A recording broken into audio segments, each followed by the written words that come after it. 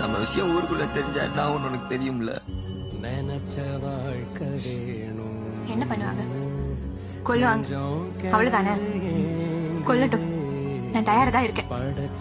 படிச்ச புள்ள தானே நீ, சாகலாம்னா அதுக்காக காதலிச்சோம் வாழணும் கல்ல.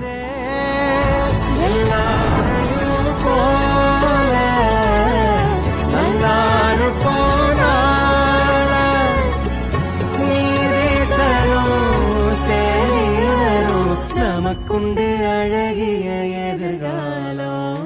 எங்க அம்மாக்கு அப்புறம் எனக்கு இருக்கிற ஒரே சொந்தம் என் கல்யாணி தான் சார்.